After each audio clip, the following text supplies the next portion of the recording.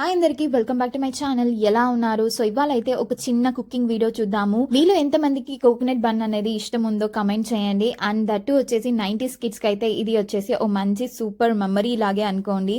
నాకు కూడా స్కూల్ నుంచి రాగానే ఇంట్లో స్నాక్స్ ఏం లేకపోతే బేకరీకి వెళ్ళి కోకోనట్ బన్ లేకపోతే దిల్ పసంద్ అని చెప్పేసి తీసుకొని తినేదాన్ని. ఇప్పుడైతే జర్మనీకి వచ్చిన తర్వాత చాలా రోజులు అయింది ఇది తిని. నేనే కొత్తగా ఒక ఛాలెంజ్ తీసుకొని ఇంట్లోనే ట్రై చేయబోతున్నా. ఈ కోకోనట్ బన్ ఎలా వచ్చిందో వీడియో లాస్ట్ వరకు చూడండి.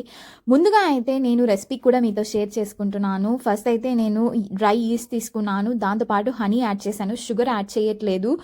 And dry east with honey, కొంచెం వామ్గా ఉన్న మిల్క్ అండి. ఇది మూడు మిక్స్ చేసి ఈస్ట్ యాక్టివేట్ అయ్యే వరకు పక్కన పెట్టుకున్నాను. అండ్ స్టఫింగ్ కోసం అయితే ఇక్కడ కోకోనట్, ఫ్రెష్ కోకోనట్ అనేది అంత ఏమీ దొరకదు కాబట్టి నేను కోకోనట్, గ్రేటెడ్ కోకోనట్ పౌడర్ ఉంటుంది కదా, అది తీసుకున్నా. అందులో లైట్గా షుగర్ యాడ్ చేశాను.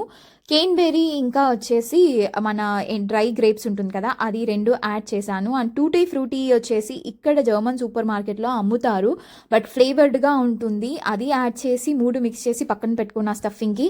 అండ్ ఈస్ట్ యాక్టివేట్ అయిపోయిన వెంటనే ఇంకా ఇక్కడ ఆల్ పర్పస్ ఫ్లోర్ తీసుకున్నాను. నేనైతే వీట్ ఫ్లోర్ అని తీసుకున్నాను, జర్మన్ సూపర్ మార్కెట్లో దొరికేది. సో ఇందులో ఈస్ట్ యాడ్ చేసి బాగా మిక్స్ చేసేసుకున్నాను. అండ్ కొంచెం సేపు పక్కన పెడితేనే వచ్చేసి ఈస్ట్ యాక్టివేట్ అయిపోయింది కాబట్టి మనకి ఫుల్ పఫీగా వచ్చేస్తుంది. ఇంకా దీన్ని అయితే నీడింగ్ చేసుకున్నాను. సో నాకైతే బేకింగ్ పెద్దగా రాదండి, నేను కూడా నేర్చుకుంటున్నాను. కుకింగ్ అయితే నాకు చాలా నచ్చుతుంది చేయడానికి. సో దానివల్ల బేకింగ్ కూడా నేర్చుకోవడానికి ఇంట్రెస్ట్ వస్తుంది, ట్రై చేస్తున్నాను. పిండిని అయితే 2 పార్ట్స్గా డివైడ్ చేసి ఇలా చపాతీ కోసం ఎలా మనము రోల్ చేసుకుంటామో అలా చేసేసుకున్నాను. అండ్ మధ్యలో స్టఫ్ చేస్తున్నాను.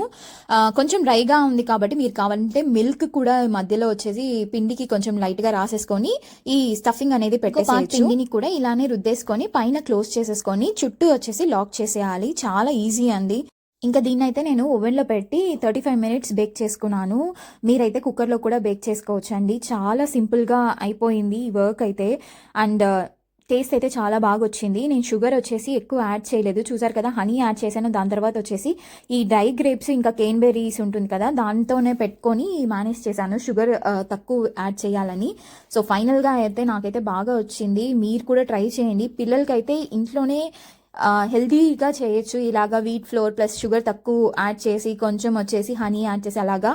సో నేచురల్ స్వీట్నెస్ కోసం ఇలా డ్రై గ్రేప్స్ ఇంకా కొంచెం మీరు కావాలంటే డేట్స్ కూడా యాడ్ చేసుకోవచ్చు. మైదాపిండితో చేస్తే ఎంత సాఫ్ట్గా వస్తుందో అంత సాఫ్ట్గా అయితే రాలేదు, కానీ వచ్చేసి టేస్ట్ అయితే చాలా బాగుంది.